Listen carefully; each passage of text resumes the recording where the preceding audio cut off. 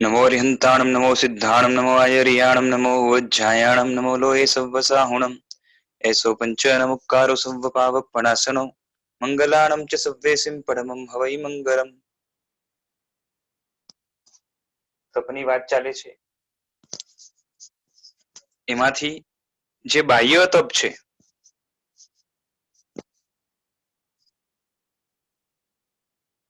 એ 6 પ્રકારનું છે। આભ્યંતર તપ 6 પ્રકારનું છે। એમાં સૌથી પહેલું અનશન, પછી ઉણોદરી। એની ગઈકાલે આપણે થોડીક વાત કરી કે પહેલો નિયમ જ્યાર સુધી બની શકે ત્યાર સુધી ખાવું નહીં, ખાવું નહીં, પીવું નહીં, આહાર લેવો નહીં, એનું નામ અનશન। અને એના પછી ઉણોદરી એટલે જ્યારે ખાવાની વારી આવે, ખાવાનો વખત આવે ત્યારે થોડુંક ઓછું ખાવું, જેથી અનશનના જે સંસ્કારો પડ્યા હતા એ સંસ્કારો તૂટે નહીં, જળવાઈ રહે, અકબંધ રહે, એના માટે ઉણોદરી।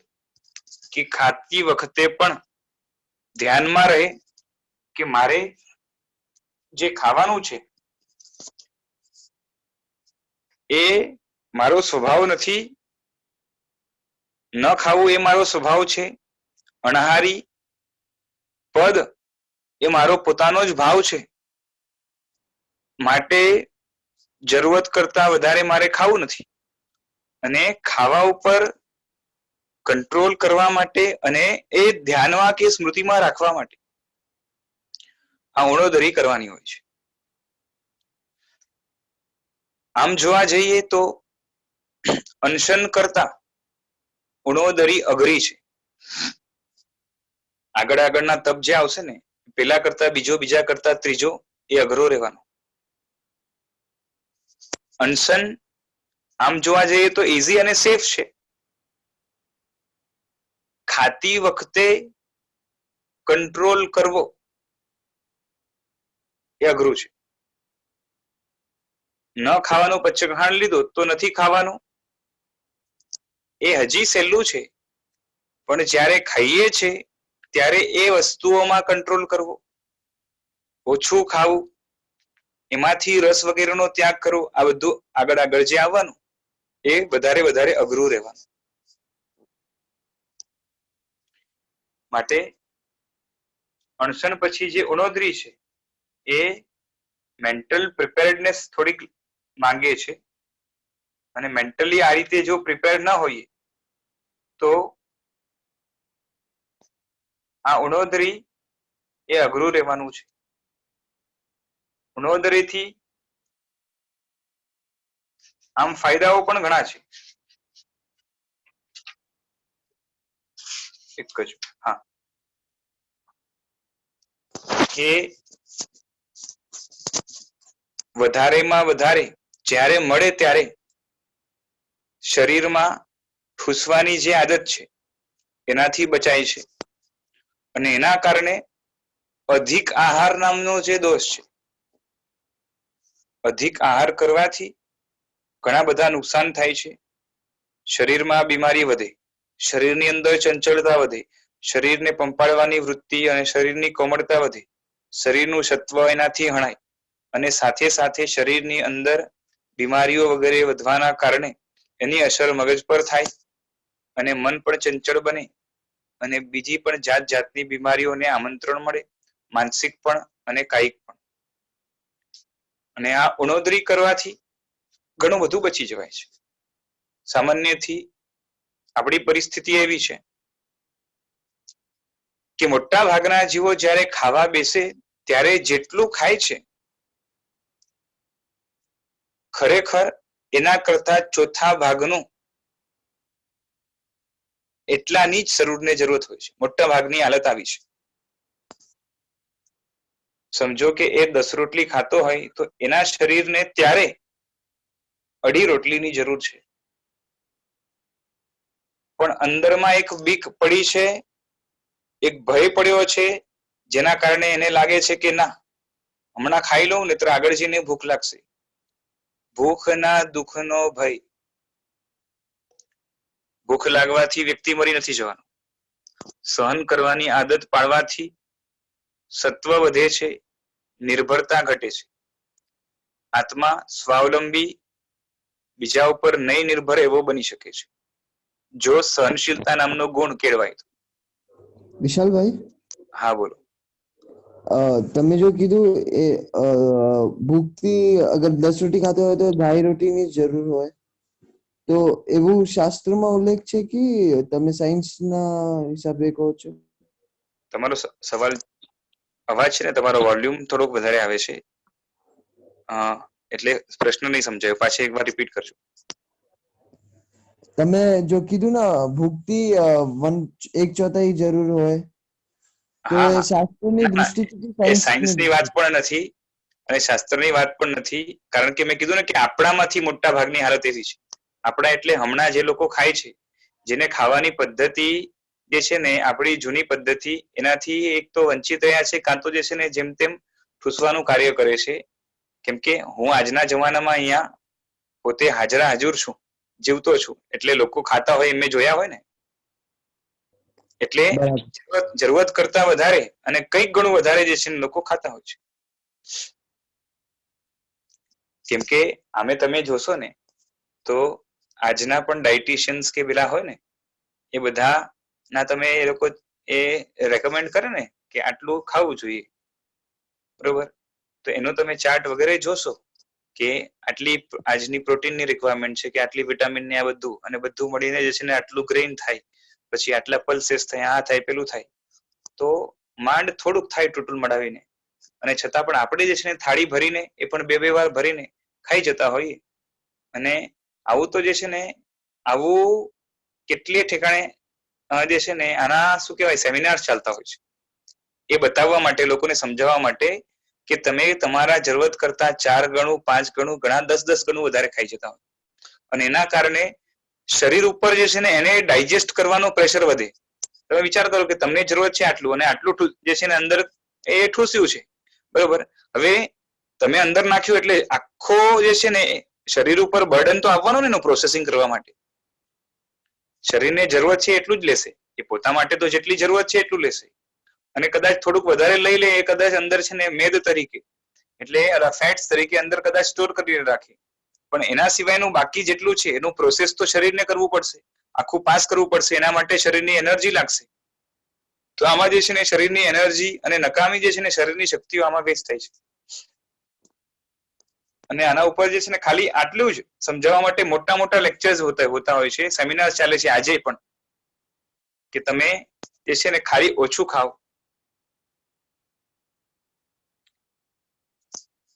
તો ત્યાં એ લોકોની ઉણોદરીની વૃત્તિ નથી. આ તો ખાલી કહું છું કે બહારના લાભો પણ જે છે ને ઉણોદરી દ્વારા આ શારીરિક લાભો પણ ઘણા થશે.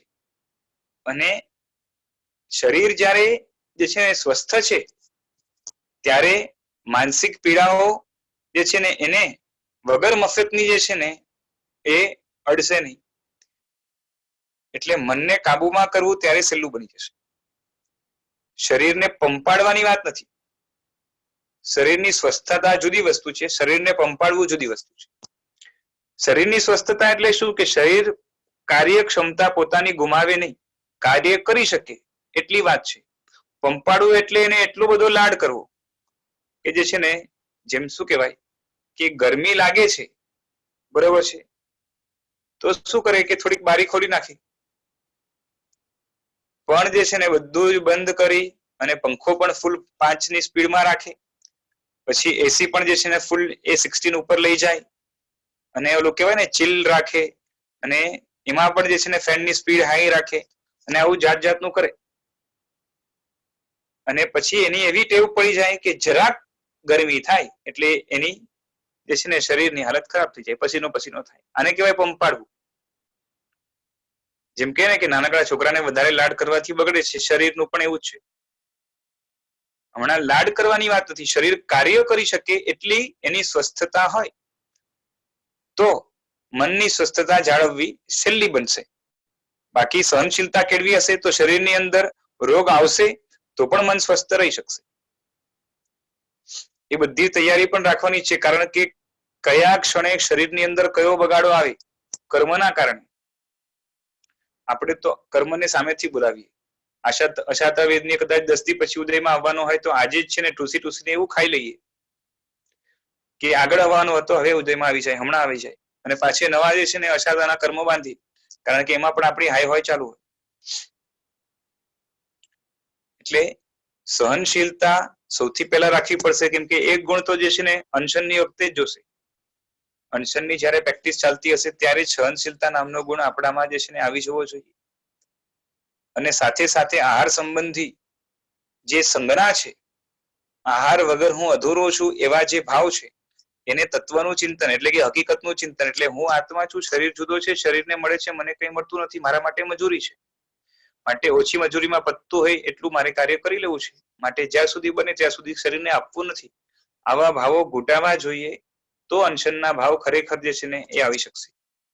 અને ઉનોદરીમાં પણ એ જ વૃત્તિ જે છે ને એ જ ભાવ છે, પણ એ જ ખાલી ક્રિયા બદલાય છે. અનશનમાં ખાવાનું નથી અને આહારની અનાસક્તિ, આહારની સંજ્ઞા તોડવાની વાત છે, અને અહીંયા ખાતી વખતે થોડુંક છોડીને એ જ ભાવ છે. એના પછીનો જે તપ છે એમાં પણ એ જ આવવાનું, પણ એનું ચિંતન જોશે, મનન જોશે, અંદરથી મોહ ઘણું બધું આપણને બાનેબાજી કરીને જે છે ને ત્યાંથી છોડાવવાનો પ્રયત્ન કરશે, પણ આપણે એ છોડવું નથી. અને તપમાં તો એવું છે પાછું કે તપને થોડો થોડો તમે કરતા હો બરોબર છે, પછી પાછો મૂકી દો, પાછે કરો, પાછી મૂકી દો, આ ચાલે, ઠીક છે. પણ તપમાં જો સાતત્ય હોય, સાતત્ય એટલે સતત એ તપ ચાલુ હોય, તમે લગાતાર એકાસના કરો છો, લગાતાર બેસના કરો છો, એનું જે સાતત્ય છે એના કારણે જે છે ને ઘણો ફરક પડે. પણ કરીને મૂકી દો અને એની અંદર પણ જયારે કર્યું હોય ત્યારે તમે ભાવિત નથી થયા તો બધો કચરામાં જાય છે તપ, એટલે એનો કોઈ અર્થ સામાન્યથી હોતો નથી. તુચ્છ પુણ્ય બંધાવીને જે છે ને એ પૂરો થઈ છે, એનું બહુ જે છે ને એ ફળ હોતું નથી આત્માની દ્રષ્ટિએ. એટલે એ મહેનત તો માંગશે પેલા અંદરથી. હવે ઉણોદરી છે એટલે જેટલું આપણે કહીએ છીએ ને ઉણોદરી 5-7 કોડિયા ઉણા રહ્યા નહીં, એટલે કે ખાવાનું જેટલું ખાવાતું એમાંથી 5 કે 7 કે એનાથી વધારે કોડિયા ઓછા ખાધા, પેટ ભરાઈ જાય એના કરતા થોડું ઓછું ખાધું, એનું નામ ઉણોદરી. અને ત્રીજા નંબરે છે વૃત્તિ સંક્ષેપ. વૃત્તિ એટલે આહાર, એનો સંક્ષેપ તે વૃત્તિ સંક્ષેપ. દ્રવ્ય, ક્ષેત્ર, કાળ અને ભાવથી વિશિષ્ટ અભિગ્રહો ધારણ કરવા, બરોબર. એટલે આના અભિગ્રહો હોય છે, જેમ છે ને દ્રવ્યથી નક્કી કર્યું કે જે છે ને અમુક જ દ્રવ્યો લેવા, તે સિવાયના બધાનો ત્યાગ કરવો, કાં તો અમુક સંખ્યાના જ એટલે 5, 6, 7 દ્રવ્યો લેવા, એથી અધિકનો ત્યાગ કરવો, આ દ્રવ્યોનો ત્યાગ થયો. સમજાય છે કે આજે મારે જે છે ને એ ઘઉંનો ત્યાગ, આજે કાં તો ખાલી ઘઉં જ વાપરવા, બાકી બધાનો ત્યાગ, કાં તો ઘઉં અને બાજરો આ બે જ વાપરવું, બાકી બધા અનાજનો ત્યાગ, બાકી બધા પલ્સેસ નો ત્યાગ, બાકી બધા વેજીટેબલ્સ નો ત્યાગ, આવું કંઈ પણ. એટલે દ્રવ્યમાં મર્યાદા લાવવી છે.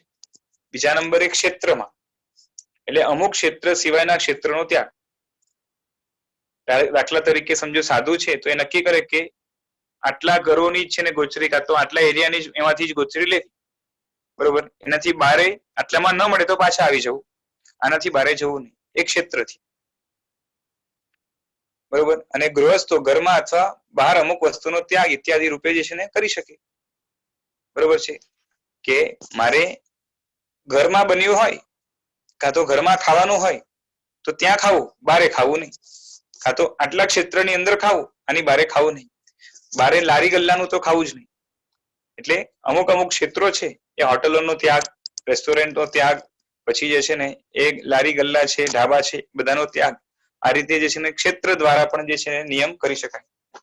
પછી કાળથી, જેમ સાધુ નક્કી કરે કે બપોરના સમયે જ ભિક્ષા ગ્રહણ કરીશ, એ રીતના ગૃહસ્થો પણ નમક જે છે ને નક્કી કરે કે અમુક વસ્તુ એ દિવસે જ લેવી, શિયાળામાં જ લેવી, બરોબર. એટલે કાળ નક્કી કરે કે આ આંબાની સિઝન છે તો હું 2 મહિના જ આંબા ખાઈશ, ત્રીજા ચોથા મહિને નહીં ખાઉં કદાચ, એ રીતે નક્કી કરે. કાં તો જે છે ને એ કોઈ અમુક વસ્તુ છે તો આટલા સમય ખાઈશ, આના પછી નહીં ખાઉં.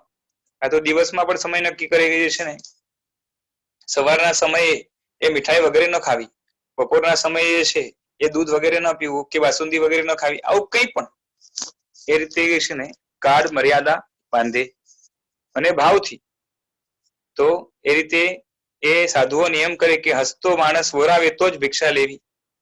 કાં તો એ ચંદનમાળા માટે જે ભગવાન મહાવીરે, એટલે ચંદનમાળા માટે નહીં પણ ભગવાન મહાવીરે નિયમ લીધેલો અને ચંદનવાળા દ્વારા એ જે અભિગ્રહ એ પૂરો થયો કે કોઈ સ્ત્રી હોય અને એ હોય ઊંચા કુટુંબની અને દાસી બનેલી હોય, મસ્તક મુંડિત હોય, એક પગ અંદર એક પગ બહાર હોય, બરોબર, અને હાથમાં જે છે ને બાકુડા હોય, એ જેમાં હોય એમાં પણ ખૂણામાં પડ્યા હોય, અને આંખમાં આંસુ હોય અને વોરાવે તો લેવું. તો આવો જે અભિગ્રહ કર્યો એ અભિગ્રહ એટલે કે આવા ભાવો નક્કી કર્યા કે આટલી વસ્તુ હોવી જોઈએ, કન્ડિશન્સ, બરોબર, તો લેવી. તો એ રીતે ભાવથી છે. તો એ જ રીતે એ ગૃહસ્થો પણ નક્કી કરે કે એ માતા પીરસે તો જ ખાવું, કાં તો જે છે ને એ દીકરી પીરસે કે દીકરો પીરસે તો જ ખાવું, પોતે જાતે લેવું નહીં. કાં તો જે છે ને જ્યારે ક્રોધ આવે ત્યારે ખાવું નહીં, કાં તો ખાતી વખતે ક્રોધ કરવો નહીં. તો આવું જાત જાતનું, અને એમાં પણ જે છે ને આવા જ એ શું કહેવાય કે રંગનું, પછી આવી અવસ્થાનું, કેમ કે જે પાકેલી વસ્તુ જ ખાવી, કાચી વસ્તુ ન ખાવી, આવા જુદા જુદા જે છે ને ભાવો એ નક્કી કરી લે. તો દ્રવ્ય ક્ષેત્ર કાળ ભાવથી આ રીતે જે છે ને આહારની અંદર પણ એ મર્યાદાઓ બાંધે, બરોબર છે. આટલી વસ્તુ, આ 3 નિયમ થયા, 3 તપ જે થયા એ શરીર સંબંધી છે. ત્રણે કેવા છે? શરીર સંબંધી છે. કેમ કે ત્રણેયમાં જે છે ને છે આહાર સંબંધી, અને એમાં પણ શરીરને પુષ્ટિ મળે એવી વસ્તુ છે. થોડું ઘણું જે છે ને ત્રીજો જે ભાગ છે એટલે વૃત્તિ સંક્ષેપ, એમાં શરીર પ્લસ ઇન્દ્રિય આ બે વસ્તુ જોડાયેલી છે. જો મનોવૃત્તિ તો બધામાં જ છે, રાગ વગેરે એને તોડવાની વાત તો છે જ, પણ ખાલી જે છે ને એનો વિષય શું છે, એટલે કે એનો ટાર્ગેટ એટલે સહન કરવાનો ક્યાં આવે છે, ભોગ કોના અટકે છે, તો કે શરીરના. ચોથા નંબરે છે રસ ત્યાગ, એટલે કે વિગયોનો ત્યાગ, એનું નામ રસ ત્યાગ. વિગયો એ આમ જોવા જઈએ તો 10 છે, એમ 6 વિગય અને 4 મહાવિગય. 6 વિગય કઈ તો દૂધ, દહીં, ઘી, તેલ, ગોળ અને તળેલી વસ્તુ, જેને આપણે કડા કહેવાય. દૂધ, દહીં, ઘી, તેલ, ગોળ અને તળેલી વસ્તુ, આ 6 વિગય. અને જે 4 મહાવિગય છે, મધ, મદિરા, માખણ અને માંસ, આ 4 મહાવિગય છે. આ બધાનો ત્યાગ એ રસ ત્યાગ, બરોબર. આપણી ભાષામાં કહીએ તો આયંબિલ. અને રસ ત્યાગ પણ જે છે ને અંશથી પણ થઈ શકે, પૂરો પણ થઈ શકે. અંશથી એટલે શું, તો કે 4 મહાવિગયનો તો ત્યાગ કરવાનો છે, કારણ કે એની અંદર હિંસા વગેરે અને બીજા પણ જે છે મોટા દોષો છે. પણ હવે 6 વિગય છે, એમાંથી કોઈક વિગયનો ત્યાગ કર્યો કે આજે કાં તો અમુક દિવસો સુધી એ ઘી વાળું ખાવું નહીં, અથવા તો ઘી ખાવું નહીં, પછી ગોળ વાળું ખાવું નહીં, ગોળ ખાવું નહીં, તળેલી વસ્તુ ખાવી નહીં, આ રીતે નક્કી કરો એકાદ વસ્તુ, તો એ પણ રસ ત્યાગ કહેવાય, બરોબર. પણ એવો રસ ત્યાગ છે ને એ વૃત્તિ સંક્ષેપમાં જાય. પૂરેપૂરો રસ ત્યાગ હોય તો આ રસ ત્યાગ ની અંદર આવશે. પૂરેપૂરો રસ ત્યાગ એટલે શું, તો કે અને બાકી રસના ત્યાગની વૃત્તિ છે એટલે આપણે એને રસ ત્યાગ પણ કહીએ, પણ એ અંશથી કહેવાય. પૂરો રસ ત્યાગ છે ને આપણે જે છે ને આયંબિલ કહીએ છીએ. આજની ભાષામાં શું કહેવાય, તો કે આયંબિલ. એમાં ઇન્દ્રિયો ઉપર જે છે ને કંટ્રોલ કરવાનું આવે. જો આગળ જે છે ને અઘરું બનતું જશે. નહીં ખાવું અઘરું છે, પણ ખાવાનું મળે ત્યારે ઓછું ખાવું એ એના કરતા અઘરું છે. મેન્ટલી પ્રિપેર્ડ રહેવું આના માટે અઘરું છે. અને એના પછી જાત જાતના દ્રવ્ય ક્ષેત્ર કાળભાવથી નિયમો બનાવ્યા, ઇટ ઇઝ એન હેડેક. અને એના ઉપર પાછું જે છે ને ધ્યાન રાખવું કે આ નક્કી કર્યું હતું, અરે આ તો ભૂલથી આવ્યું થાળીમાં, હવે શું કરું, આ તો અડધું ખવાઈ ગયું. તો આ બધા ચાન્સીસ છે, એટલે અઘરું છે. અને એના પછી આયંબિલ એટલે એ ન ભાવતું ભોજન કરવું, કેમ કે બિલકુલ રસકસ વગરનું છે. પેલામાં તો મર્યાદાઓ હતી, થોડું ઘણું રસવસ મળતું હતું. અહીંયા તો એકદમ જ રસકસ વગરનું છે, માત્ર ને માત્ર શરીરને ભાડું આપવા પૂરતું છે. અને એમાં પણ જો એક વસ્તુ પાછી એ જ કહું છું કે પાછળની વસ્તુને ભૂલવાની, એટલે આગળ વધતું રહેવાનું છે અને પાછળની વસ્તુ એની અંદર ઇન્ક્લુડ થવી જોઈએ. રસ ત્યાગ હોય ત્યારે અનશનનો, ઉણોદરીનો, વૃત્તિ સંક્ષેપનો ભાવ હોવો જોઈએ. એટલે હોય તો સારું, એમ કમ્પલસરી નથી, પણ એ એનાથી શોભે.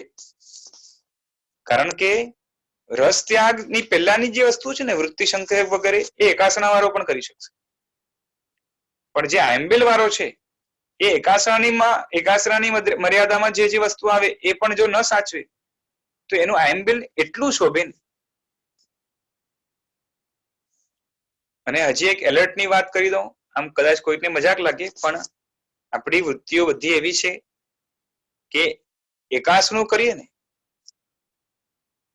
કે 2 કરીએ તો 3 ટાઈમમાં કે 4 ટાઈમમાં આખા દિવસમાં જેટલું ખાઈએ એના કરતા વધારે એકાસણાના 1 ટાઈમની અંદર ખાવાનું આપણું આવી જાય. મોટે ભાગે આવું બનતું હોય છે કે નહીં? 3 ટાઈમ મળીને જેટલું ખાઈએ ને,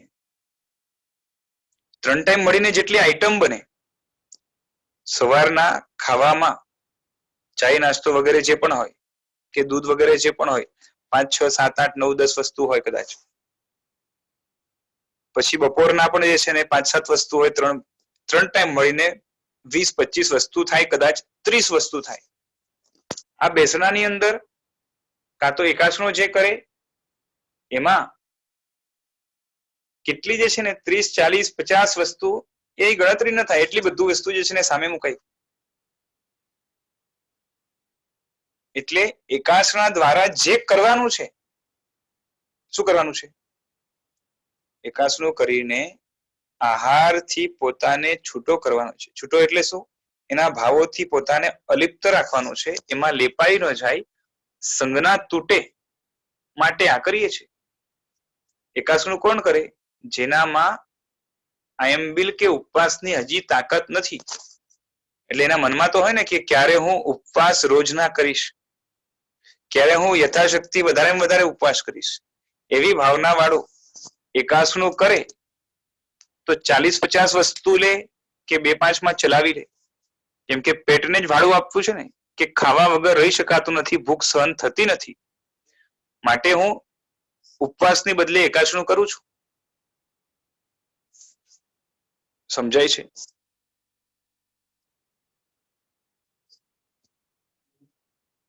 આવું બનતું હોય છે ને.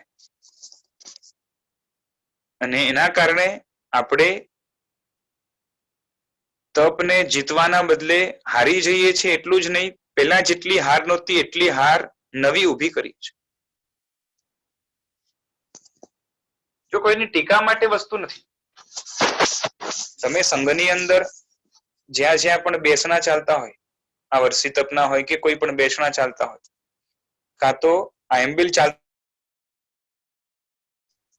તો એ લોકોનું કેવું છે, જો ભક્તિ કરનાર હોય ને, ભક્તિ કરનાર તમારા માટે 200 આઈટમ બનાવે ખાવાની, તો એના માટે એ યોગ્ય છે, ઉચિત છે, કારણ કે ભક્તિ કરે છે. ભક્તિ કરનારનો ભાવ ક્યારે પણ એ હોય કે સામેવાળાને તકલીફ ન પડે, સાથે સાથે વધારેમાં વધારે હું કઈ રીતે આપી શકું, અર્પણ કરી શકું, એવો હોય. ભક્તિ કરનારનો ભાવ એવો હોય. ભક્તિ લેનારનો ભાવ શું હોય? કે મારી આસક્તિ, મારો રાગ, મારા કશાયો, મારી પૂતગલ પરની નિર્ભરતા જેટલી ઓછી થાય એટલો મારો મોહ ઉપર વિજય થાય, એટલો મારો સંસાર કપાય, એટલા મારા ભવો ઓછા થાય, એટલી મારી મુક્તિ નિકટ આવે, એટલું મારી અંદર રહેલું ઢંકાયેલું પરમાત્મા સ્વરૂપ બારે આવે. ઓછું લેવું એ ભક્તિ લેનારનો ફરજ છે, અને વધારેમાં વધારે આપવું એ ભક્તિ કરનારની ફરજ છે. માટે સંઘની અંદર જ્યાં હશે ત્યાં આયંબિલ ખાતાની અંદર કદાચ 90-100 વસ્તુઓ પણ મળશે. અને એમને તો આમ પણ વ્યવસ્થા સાચવવા માટે, કારણ કે કોઈકને આ ફાવતું હોય, કોઈકને પેલું ફાવતું હોય, કોઈકને પેલું ફાવતું હોય, એટલે મળાવીને જે છે ને 80-90-100 વસ્તુ કદાચ થઈ જાય. અને એ બધું સાચવવું એમના માટેની એક જાતની ફરજ છે. ભક્તિ કરનારની આ ફરજ રહેવાની. પણ જે ભક્તિ લેનાર છે જે ભોગવનાર છે એના માટે તો ફરજ એ જ આવવાની કે ઓછામાં પતે એટલું સંસારની ઝંઝાણ આપણા ઉપરથી ઓછી થાય. ચાલો, રસ ત્યાગ. રસ ત્યાગમાં જે વિગયોનો ત્યાગ કરવાનો છે, વિગયનો અર્થ જ જે છે ને દુર્ગતિ થાય, એટલે કે દુર્ગતિમાં ખેંચી લઈ જનાર આ બધા પદાર્થો છે. આ જેટલા વધારે અંદરમાં ઉતરશે અને એ જો ધર્મમાં કદાચ ન વપરાય તો એનો વેડફાટ થશે, એટલું જ નહીં સંસાર વધારી આપશે. વધારે માલ મેવા મિષ્ઠાન ઘી તેલ વગેરે વાળી વસ્તુઓ વાપરવાથી ઘણું બધું નુકસાન થાય છે. મન અસ્થિર રહે, ચંચળ રહે, વિષયો તરફ આકર્ષાઈ જાય અને ક્યારેય પતન થાય કહેવાય. માટે આ બધાથી બચીને રહેવા જેવું છે. આયંબિલ બની શકે એટલું વધારે કરવા જેવું છે. એના પછી કાય ક્લેશ છે, બરોબર છે. એ શરીર સંબંધી છે, પણ શરીર માટે જે આહાર સંબંધી છે ને, શરીરની છે ને કાયમી 3 ડિમાન્ડ હોય છે: ભૂખ, તરસ અને થાકમાં આરામ. ભૂખમાં અને તરસમાં આરામ, બરોબર છે. એના જે ભાવો છે એને જીતવા માટે આપણે અનશન વગેરે જોયા. જે થાક છે એના માટે તમે થોડોક આરામ કરી લો, બરોબર છે, ના નથી. પણ એમાં આળસ જ્યારે ભળે છે, એમાં સુખશીલતા ભળે છે, ત્યારે તકલીફ થાય છે, મોહ વધે છે. શરીરને સુખ સગવડ નથી આપવી, શરીર ચાલે એ રીતે એને સાચવી લેવું છે. સુખશીલતા આપશું તો એના દ્વારા એ શરીર આળસુ બનશે, અવસરે કામ નહીં લાગે, નાજુક થશે, કમજોર થશે. માટે કાયોક્લેશ એટલે કે શરીરને ધીરે ધીરે કરીને પણ કષ્ટ વેઠવા માટે આદિ બનાવવું, એના માટે એને ટ્રેન કરવો, એનું નામ કાયોક્લેશ. અને એમાં શું થાય તો કે અલગ અલગ પ્રકારના આસનોનું સેવન કરવું, કાયોત્સર્ગ કરવો, લોચ કરવો, વિહાર કરવો, આ જેટલા પણ જે છે ને પરિસહો સહન કરવાની વસ્તુ છે એ બધું કાયક્લેશમાં આવશે. આપણે એક આસનમાં કે એક મુદ્રામાં કોઈ પણ એક રીતે બેસવાનું આવે અને કોઈ કે તમારે હલવાનું નહીં, ચાલવાનું નહીં, એક જ આસનમાં આપણે કેટલો સમય બેસી શકીએ અકળાયા વગર? શરીર કદાચ અકળાઈ જકડાઈ જાય, પણ મન અકળાય નહીં, અને નક્કી કરીને રાખ્યું મક્કમતાથી કે મારે 3 કલાકથી વધારે 3 કલાક એટલે 3 કલાક જેટલું તો કમથી કમ આ આસનની અંદર બેસવું છે, કાં તો ઉભા રહેવું છે, કે આ આસનની અંદર મારે રહેવું છે. તો એવું શક્ય છે ખરું આપણા માટે હાલમાં? કારણ કે એવી કોઈ પ્રેક્ટિસ નથી. શક્યતા સર બહુ ઓછી છે. હા, સ્ટેબિલિટી ઓછી થઈ ગઈ ને માઇન્ડ અને બોડીની. હા, એટલે બોડીને તો જે રીતે ટ્રેન કરશું, આજે પણ એવા હઠયોગીઓ છે જે તમને ખબર હોય ને તો અષ્ટાંગ યોગમાં યમ, નિયમ, પછી ત્રીજું શું છે? આસન છે કદાચ. આસન. આસન. હા, આસન પ્રાણાયામ. હા, તો આસન છે ને ત્યાં એ લોકો સુખાસન શબ્દ વાપરે છે. એટલે કે બધા આસનોને પ્રેક્ટિસ કરી કરીને એટલું સ્થિર કરે કે એક આસનની અંદર ઓછામાં ઓછું 3 કલાક બેસી શકે. એ આસન જે છે ને એ એનો સિદ્ધ થયો કહેવાય. એને કહેવાય સુખાસન. સુખાસન એટલે સુખે કરીને કોઈ પણ આસનમાં લાંબો સમય સુધી બેસી શકે કે રહી શકે. તો એ શરીરને ટ્રેન કરીએ તો થાય. પછી એના માટે પ્રેક્ટિસ જ લાગશે, બીજું કઈ નથી. કોઈ આસન છે, તમે એ 2 મિનિટ ટ્રાય કરો, પછી ધીરે ધીરે સમય વધારતા એ આસનને જે છે ને તમે સિદ્ધ કરો. એથી જે શું થાય તો કે તમારા માટે ધર્મ સાધના જે સહેલી બને, અને કાયોત્સર્ગ નામનો જે છે ને તપ જે આગળ આવશે એમાં એક સપોર્ટ મળે તમને. શરીરની ચંચળતા ઘટે, બાકી તો શું છે ખબર છે, 2 મિનિટ બેઠા આપણે આમથી આમ થઈએ, આમથી આમ થઈએ, ચાલુ જ હોય. આ તો જાગતા. બાકી સુતા પણ જે છે ને ગોસલા ખાતા હોઈએ, કારણ કે જે છે ને શરીરને એ રીતે ટ્રેન જ નથી કર્યું. સુખશીલતા એટલી બધી પોતાના શરીરને આપી છે આપણે કે જરાક પણ દુઃખ આવે તો વેઠાતું નથી. હવે આટલું બધું જયારે હોય ને, આ નડશે ક્યારે ખબર છે? અંતિમ સમયે જ્યારે આત્મા શરીરથી જુદો પડશે, બેહદ પેન થાય. મોટે ભાગે લોકો બેહોશ થઈ જાય મરતી વખતે, એટલે એ રાડો પાડી ના શકે. બાકી બેહદ પેન હોય, જન્મતી વખતે જેટલો પેન હોય એના કરતા મરતી વખતે કંઈક ઘણો પેન હોય, અને એમાં સમાધિ જાળવી રાખવી બહુ મુશ્કેલ બને, જાગૃતિ રાખવી ઘણી મુશ્કેલ બને. કારણ કે તમે વિચાર કરો, આપણું શરીર છે ને એમાં એક નખ નીકળે, નખ કોઈ નખ ખેંચીને કાઢે, કેટલું દુખે, બરોબર છે? નખ નીકળવાથી એ નખમાં જે છે ને એ પેન નથી, નખ નીચેની ચામડી સાથે ચોટેલું છે અને ચામડી પણ નથી નીકળતી, નીકળે છે નખ પણ એ ચામડીથી રિલેટેડ છે, જોડાયેલું છે, સંકળાયેલું છે, માટે થોડીક ચામડી ખેંચાય છે અને તમે જુઓ તો જોરદાર દુખે. હવે ચામડીને કાઢવાની વારી આવે તો હાલત શું થાય આપણી? એક આખી ચામડી નીકળી જાય, બરોબર, કોઈ કાઢે એક આંગળીની પણ. હવે એમાં પેન થાય છે, એમાં કારણ શું છે કે આપણી ચામડી જ્યાં છે ત્યાં આપણા આત્માના પ્રદેશો રહેલા છે, વાળ છે ત્યાં નથી રહેલા. પણ ચામડી છે ત્યાં સુધી જો જ્યાં અડવાથી સેન્સેશન થાય છે એ બધી જ જગ્યાએ આત્માના પ્રદેશો છે, ત્યાં આત્મા છે. એટલે અને પાછી એ ચામડી અને આત્મા એકમેક થયેલા છે. જયારે નીકળે ને ત્યારે ઉખડવાનું થાય, આત્મ પ્રદેશોથી અલગ થવાનું થાય, એટલે સખત પેન થાય. ત્યારે વિચાર કરો, આખા શરીરમાં આત્મા એકમેક શીરની જેમ થઈ ગયો છે, અને જ્યારે જોરદાર એ નીકળવાનો પ્રોસેસ થાય, જ્યારે આત્મા પ્રદેશો જુદા થાય, અહીંયાથી જવાનું થાય, મરવાનું થાય, ત્યારે પેન કેટલું થાય. અને એના કારણે જે છે ને સમાધિ જાળવવી ઘણી અઘરી બને.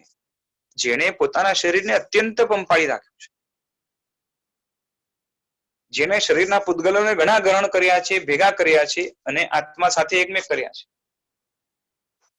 એને નીકળતી વખતે જો સહનશીલતા કેળવી નહીં હોય, સહન કરવાના સંસ્કાર કેળવે નહીં હોય, શારીરિક સહનશીલતાની વાત કરું છું, પેનને સહન કરવું, દુઃખ સહન કરવું, ભૂખની વાત નથી હમણાં. કેની વાત છે? શરીરના દુઃખની વાત. શરીરના એટલે શરીરમાં કોઈ ઈજા થાય, કોઈ વાગે, એમાં જે પેન થાય, એવો જોરદાર પેન એના કરતા કંઈક ઘણો વધારે જોરદાર પેન એ મરતી વખતે થાય. એનાથી આપણે કઈ રીતે બચી શકશું? જો થોડા પણ કષ્ટની અંદર આપણે શરીરને પંપાળ્યા કરશું. માટે થોડુંક પણ જાણી જોઈને પરિસરોને સહન કરવા માટે પ્રયત્ન કરવો છે.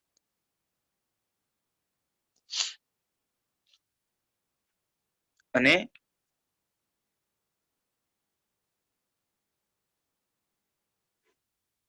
આ કાયક્લેશ થયો ને, એ જ રીતે સંલીનતા એટલે સ્ત્રી પુરુષ પશુ નપુંસક આદિથી રહિત શૂન્ય ઘર, મંદિર, ચોરો, ગુફા, ઉપાશ્રય આદિ સ્થળે વસવું.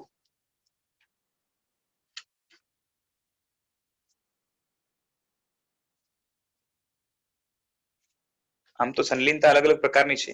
આપણે જે આપણા માટે જે આવે છે એ આમાં પણ આપ્યું. આ જે છે એક જાતનો સંકોચ હોય છે.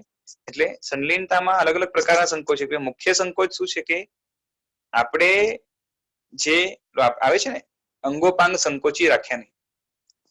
આપણી એક આદત શું છે ખબર છે? સંસારની અંદર જ્યાં પણ અવકાશ મળે ત્યાં ફેલાઈ જવાની આદત છે. જ્યાં પણ મળશે આપણે એક મોટો એરિયા મળ્યો તો એની અંદર જે છે ને આપણે બધું પાથરી દઈશું. કોઈ બસમાં જઈ રહ્યા છે આપણે, અને 3 જણાને બેસવાની સીટ છે, એમાંથી એક આપણે છીએ અને બાકી બીજા 2 જણા બેઠા છે, અને સીટ પણ 3 જગ્યાની છે. 3ની જગ્યાએ 4 બેઠા હોય તો બધાએ સંકળાઈને બેસવું પડે. બાકી 3 જણા આરામથી બેસી શકે એવી સીટ છે. એમાંથી સ્ટોપ આવ્યો અને એક જણ ઉતર્યો આપણા સિવાયનો, અને આપણે છે અને હજી એક જણ છે અને થોડીક જગ્યા વધી, આપણે શું કરીએ? ફેલાઈ જવાની આદત. આ પણ એક શરીરને એક જાતની, જો આમ કઈ વધારે એક્સ્ટ્રા સગવડ નથી મળી રહી, પણ એક વૃત્તિ છે કે સગવડ મળે ને શરીરને તો લઈ લેવી. સગવડો મળી નથી રહી, આ મગજમાંથી નીકળે છે આ બધા ભાવ. This is idiotness. અને આના કારણે જ, એટલે કેવું હોય ખબર છે ને, કે ભૂખ લાગી હોય તો આપણે ખાઈને જે છે ને એ જેટલી લાગી હોય એના કરતા વધારે ખાઈ લઈએ. તો જે ડિમાન્ડ છે એમાં તણાઈ જોઈને એ ડિમાન્ડને જરૂરત કરતા વધારે જે રીતે આપણે પૂરી કરી દઈએ છીએ, અહીંયા પણ એ જ કામ કરે છે કે આપણે શરીરને પંપાડવાની એટલી બધી આદત રાખી છે કે જ્યાં જરૂરત પણ નથી એ જગ્યાએ પણ આપણે શરીરને ફેલાવવાનું કામ કરીએ છીએ. માટે બની શકે એટલું સંકુચિત શરીરને કરવાનું કાર્ય કરવાનું. અને એમાં જે આસન સંથારો વગેરે હોય છે ને એની અંદર આસન પણ એક ટૂંકો જ હોય, જેની અંદર જે છે ને એ મોટી પલાઠી વાળીને ન બેસી શકે, સંકુચિત પલાઠી હોય. પાછે એ જે સંથારો હોય તો સંથારો જે છે ને આપણી જે સાઈઝ હોય, આપણી જે લંબાઈ હોય એના કરતા ટૂંકો હોય, એટલે સંકોચાઈને બેસવું પડે. બરોબર? એનાથી સંકોચના સંસ્કાર પડવાના છે. એ ખુશી ખુશી આપણે કઈ રીતે કરી શકીએ એના માટેની એક વિચારધારા નિર્માણ કરવાની છે કે હા, મને સંસારની અંદર ફેલાવાની આદત છે, શરીર ગધેડા જેવું છે, એને પાસે પૂરું કામ કરાવવું છે, મારી પેટીને પણ કામ કરાવવું છે, એને પંપાડવું નથી. કારણ કે શરીર એ ગધેડા જેવી એને ઉપમા શાસ્ત્રમાં આપી છે. એનું કારણ શું છે કે ગધેડાને પંપાડો ને તો કાર્ય કરવાનું બંધ કરી દે. અને જો એને શું કહેવાય કે વારંવાર જે છે ને ઠોક્યા કરો, એને ગધેડાનો માલિક હોય ને એને આપે ઓછું અને કામ પૂરેપૂરું લે, કસ પૂરો કાઢે. એ જ રીતે શરીર દ્વારા પણ આપણે કરવાનું છે. તો આ બધા જે છે એના દ્વારા મુખ્ય શરીર અને ઇન્દ્રિયો પર કાબુ રાખવાનું છે. અને આ થયા 12ના 6 તપ. હવે અંદરના તપ છે એમાં મુખ્ય તો જ્ઞાનની, દર્શનની અને ચારિત્રની વૃદ્ધિ થશે. મનની અંદર શુભ ભાવો વધશે, એ કાર્ય થવાનું છે. બરોબર છે? એટલે શરીર અને ઇન્દ્રિયનું કાર્ય થયું. હવે મન અને આત્મા ઉપર કાર્ય શરૂ થશે. આમાં પણ થવાનું છે, એ ટેકારૂપ બનવાનું છે અને મનને સ્વસ્થ રાખશે, મનને કંટ્રોલમાં રાખશે, બધું થશે 12ના તપ. પણ આત્મશુદ્ધિનું મુખ્ય કાર્ય આ કરાવી આપશે અંદરના તપ. એમાંથી પહેલો છે પ્રાયશ્ચિત. પાયચ્છિત્તમ વિણઓ વેયાવચ્ચમ તહેવ સજ્જાઓ જાનમ ઉત્સગોવીય. બરોબર છે? પ્રાયશ્ચિત, વિનય, વેયાવચ, સ્વાધ્યાય, પછી કૌશક અને ધ્યાન અને કૌશક. તો એ જ રીતે એક એક કરીને આપણે હવે જોઈએ. પ્રાયશ્ચિત એટલે શું? કે લાગેલા દૂષણોની જેનાથી શુદ્ધિ થઈ. આપણી ભાષામાં આલોચના જેને કહીએ છીએ. પ્રાયશ્ચિતનો ભાવ ખરા અર્થમાં કેને લાગે? આપણે પ્રાયશ્ચિત લેતા હોઈએ છીએ ગુરુ ભગવંત પાસે. ઘણા તો લેવાનું પણ બંધ રાખ્યું હશે, પણ જે લોકો લે છે એને મારે પૂછવું છે કે પ્રાયશ્ચિત લેવા પાછળનો આશય શું?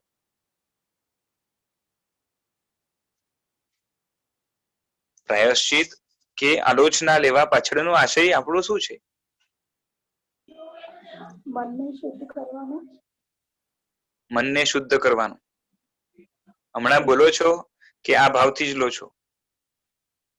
જ્યાં સુધી સમજતા નહોતા ત્યારે એ રીતે હતું, પણ હવે સમજતા થઈએ તો નોટ એક્ઝેક્ટલી કે બધા જ નું હોય, પણ ક્યારેક ક્યારેક એવું યાદ આવી જાય ને ક્યારેક ઓલા ભાવમાં બી ચલી જઈએ કે ભાઈ રૂટીન ને હિસાબે કે હા સાહેબજી કીધું છે. ચલો સારું છે, તમે સાચું બોલો છો એ સારું છે. ઉજ્જભાવ સાથે લઈ તો લઈએ પણ પૂરી નથી કરતા. એ પછીની વાત છે. હમણાં તો પ્રાયશ્ચિતનો ભાવ આવે ને એટલું પણ ઘણું છે. પછી એ પ્રમાદ છે એ પછી જોઈશું. પણ જ્યારે લઈએ છે તો એમાં ભાવ શું છે? તો મોટે ભાગે હાલત એ છે કે આપણે શીખવાડવામાં આવ્યું છે કે જિંદગીમાં એકવાર કમથી કમ ભવ આલોચના લઈ લેવી જોઈએ અને વર્ષે વર્ષે આલોચના પછી લેતા રહેવું જોઈએ. અને નાના નાના જે છે ને ભૂલો, જે નિયમો લીધા હોય એની અંદર ભૂલો થઈ હોય તો તત્કાલ પણ પ્રાયશ્ચિત લઈ લેવાય. એની અંદર માળા એકાસનું વગેરે આવે તો ફટાફટ કરીને આપી દેવાનું. શું લાગે છે આ પદ્ધતિ બરાબર છે? અને થોડુંક સમજેલા વ્યક્તિ હશે એના માટે શું થશે કે જે વ્રત પચખાણની અંદર ભૂલો થઈ છે અથવા તો જે નિયમ નથી લીધા છતાં પણ પાપ મોટા છે, એ જો હું વોસીરાવીશ નહીં, એનું પ્રાયશ્ચિત નહીં કરું તો મારી દુર્ગતિ થશે, મારે દુઃખ વેઠવું પડશે, મારે નરકમાં જવું પડશે, તિરંજમાં જવું પડશે. અને માટે મારે પ્રાયશ્ચિત લેવું છે. આ બંને ભાવો યોગ્ય છે ખરા? મારે પૂછવું છે. ના ના મારે એકચ્યુઅલી ભૂલ થઈ છે ને એનું રિગ્રેટ હોય ત્યારે સાચું પ્રાયશ્ચિત કહેવાય. હા, પેલી વાત તો પાપ પોતે જ એવી વસ્તુ છે, પ્રાયશ્ચિત કેનું હોય? પાપનું જ હોય ને. પાપ સિવાય કોઈ વસ્તુનું, સારી વસ્તુનું પ્રાયશ્ચિત ન હોય, અને જે ખરાબ છે એ પાપ છે. પાપ પોતે એવી વસ્તુ છે જે જુગુપ્સનીય, નિંદનીય, ગંદી છે. પાપને આપણે જુગુપ્સા, નિંદા, ગંદા કે તુચ્છ એ છે એ ભાવથી આપણે જોઈએ છે ખરા કે આ વસ્તુ શોભે જ નહીં, એવી છે, ગંદી છે. હિંસા મને શોભે નહીં, ખોટું બોલવું મને શોભે નહીં, ક્રોધ મને શોભે નહીં. ક્રોધ દ્વારા હું પોતાને નીચ બનાવું છું, પોતાને હીન બનાવું છું, પોતાને ગંદો બનાવું છું. હિંસાની ક્રિયા છી, ગંદી છે. ચોરીની ક્રિયા નીચ કાર્ય છે, હલકું કાર્ય છે. અને એની પાછળના જે કારણો છે એ બધા જ મોહમાંથી પેદા થાય છે. માટે એ બધા પણ ખરાબ છે. અને પાપનું ફળ એ અનંત સંસાર છે. અને સંસારની અંદર મારે રખડવું નથી, કારણ કે ખાલી જગ્યા પૂરી દેશો તમે? સંસારની અંદર કેમ રખડવું નથી આપણને?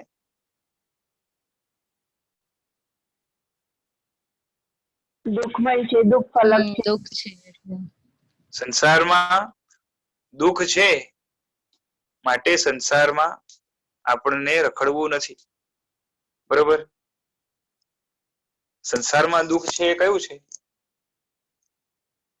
દુર્ગતિનું દુઃખ છે કે આખો સંસાર જ દુઃખ છે? સંસાર, હા, આખો સંસાર જ દુઃખ છે. સંસારમાં સુખનો ક્યાંય છાંટો નથી. ક્યાંય કહું છું, હા, ક્યાંય. સંસારમાં, આખા સંસારમાં ક્યાંય સુખનો છાંટો નથી. સંસારમાં એટલે પૂતગલમાં સમજવાનું. આત્મામાં છે. આત્મા સંસારની અંદર રહેલો પણ આત્મા જ્યારે સંસારમાં નથી, પોતામાં છે, ત્યારે એનામાં સુખ સંભવે છે. આખા સંસારમાં ચારે ગતિમાં કોઈ જગ્યાએ સુખ નથી. એ તમે માનશો ખરા?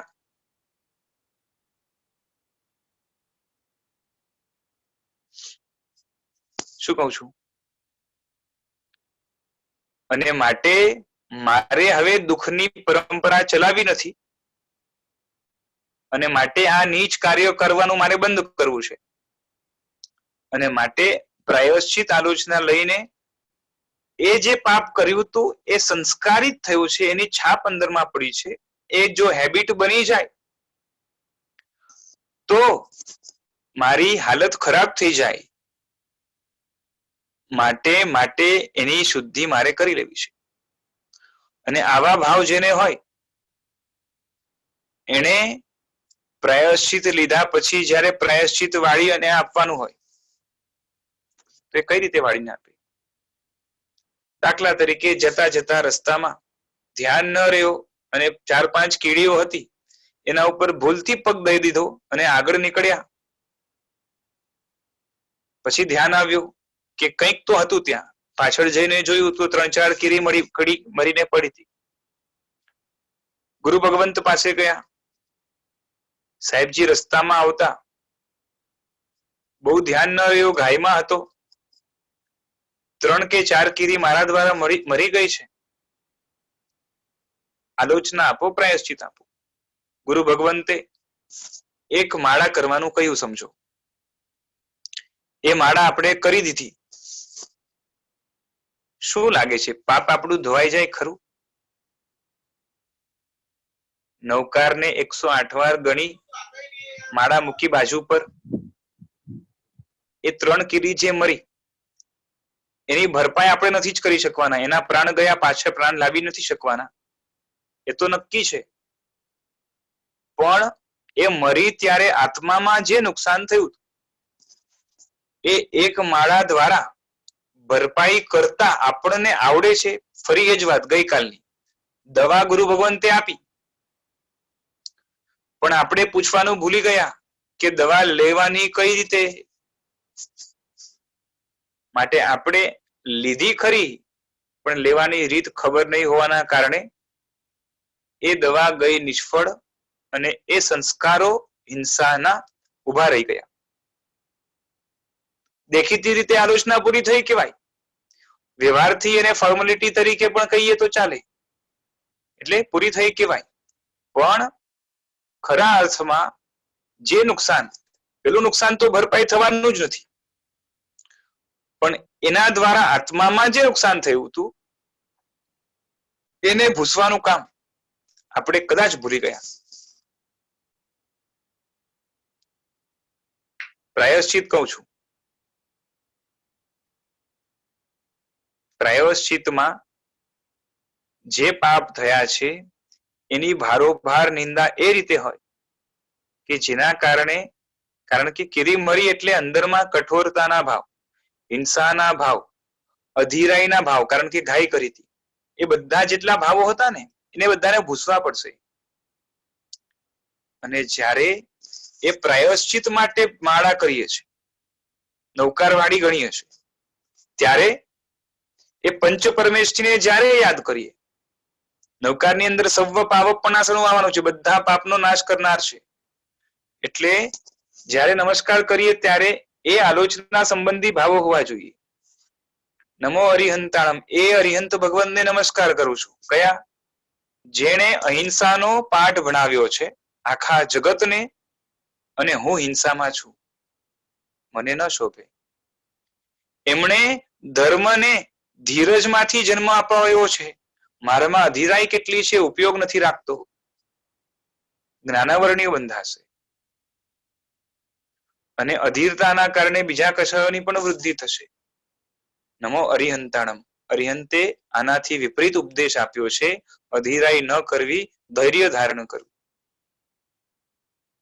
અરિહંતે બધા જીવો પ્રત્યે મૈત્રી બતાવી છે, ને હું કઠોરતાથી કીડી ઉપર પગ દઈ દીધી, મને ત્યાં જીવ ન દેખાણો. નમો અરિહંતાણમ. નમો સિદ્ધાણમ,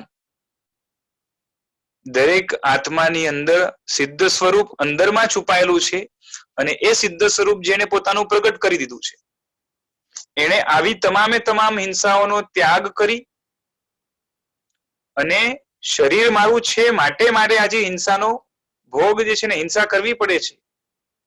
હું અશરીરી હોત તો કદાચ ન કરવો પડત, હે સિદ્ધ ભગવાન, તમે ધન્ય છો, તમે મારા માટે એક આદર્શ રૂપ છો કે આવી પ્રવૃત્તિ દ્વારા હું પોતાનો સંસાર વધારું છું અને એ જ બધી પ્રવૃત્તિને કાયમ માટે અટકાવી દઈને તમે સિદ્ધ પદ પ્રાપ્ત કર્યું છે. ધન્ય છે તમને. નમો સિદ્ધાણ. આચાર્ય ભગવંત, આપ જૈન શાસનની સ્થાપના જ્યારથી થઈ ત્યારથી આપે આ શાસનની ધુરા વહન કરીને અહીં સુધી શાસન પહોંચાડ્યું, પણ હું ગેરલાયક છું કે આપના શાસનનો સ્પર્શ થવા છતાં પણ, એનો સંબંધ થવા છતાં પણ હું એની આજ્ઞાને કાં તો એના અનુશાસનમાં રહેવા માટે હું આ સ્થળે અયોગ્ય ઠર્યો. આપની આજ્ઞાનું ઉલ્લંઘન થયું છે, મને ક્ષમા કરો. નમો આયર્યાણમ. તમે પંચાચારના પાલનમાં મક્કમ છો, એક્સપર્ટ છો અને એનો જ ઉપદેશ આખા જગતને આપો છો અને આપના દ્વારા આખું જગત પંચાચારનું પાલન કરે છે. હું ગેરલાયક છું કે હું પાલન કરતો નથી. ખરેખર મારામાં લાયકાત પ્રગટે માટે તમને નમસ્કાર કરું છું. નમો આયર્યાણમ. નમો ઉવજ્જાયણમ. જેના નિકટમાં રહીને ભણવાનું હોય, અહિંસાના પાઠ ભણવાના હોય, ધીરજના પાઠ ભણવાના હોય, જીવ સંબંધી કેટલા પ્રકારે હિંસા થાય અને કેટલા પ્રકારે એનો પ્રાયશ્ચિત થાય બધું જ ભણવાનું હોય. આપે બધું શીખવાડ્યું જગતને. એ શિક્ષા કદાચ મેં અહીંયા ધારણ કરી પણ અહીંયા નહોતી, માટે મારાથી આ હિંસા થઈ. નમો આયર્યાણમ. હે આચાર્ય ભગવંત, હે ઉપાધ્યાય ભગવંત. નમો ઉવજ્જાયણમ. હે ઉપાધ્યાય ભગવંત, આપે વિનય ગુણ ધારણ કરીને આચાર્યોની તમામે તમામ આજ્ઞાઓને આત્મસ્થ કરીને આ અહિંસાદીના પ્રયોગમાં પૂર્ણ સફળ થયા છો અને હું આ નાની નાની હિંસાઓ એટલે જે દેખીતી રીતે જોવા જઈએ તો સહેલી અહિંસાનું પાલન છે એ પણ હું નથી કરતો. માટે મને ક્ષમા કરો અને એના માટે હું આપના પાસે એ વિનય ગુણ માંગુ છું, જે વિનયના કારણે જ્ઞાનનો જે અપચો અંદરમાં થયો છે એ ન થાય અને ઉપયોગ મારો સ્થિર રહે. નમો લોએ સવ્વ સાહુનમ. જે પોતાના આત્માને નિરંતર સાધી રહ્યા છે એવા છે સાધુ, અને હું સાધવાની બદલે વિરાધનામાં આગળ વધ્યો. મને તમારા જેવી સાધના મળે માટે હું તમને નમસ્કાર કરું છું. નમો લોએ સવ્વ સાહુનમ. આ બધા જયારે ભાવો હોય અને એ 108 વાર ઘૂંટાય, હું કહું છું 3 કીડી નહીં, 3 ભવોમાં જેટલી કીડી મળી હશે ને, કાં તો 3 કરોડ ભવમાં જેટલી કીડી મળી હશે, એને પણ જે છે ને એક માળા, એક નૌકારવાળી સાફ કરી આપી શકશે. બોલો, તૈયારી ખરી આપણી? કે જેમ કીડી મરી ત્યારે અધીરાઈ હતી, ફટાફટ પૂરું થાય કાર્ય, એ જ રીતે માળા વખતે પણ અધીરાઈ હોય છે. આલોચના પૂરી કરવી છે આપણે. બોલો, આલોચના વાળવી છે કે પૂરી કરવી છે?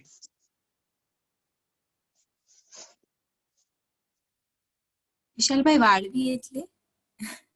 વાળવી એટલે ગુરુ ભગવંતે આપી છે, આપણે પાછી એને શું કહેવાય, રિટર્ન કરવી છે કે આપે જે આપ્યું એ થયું એટલે મારી આટલી શુદ્ધિ થઈ ગઈ છે. અને પૂરી કરવી એટલે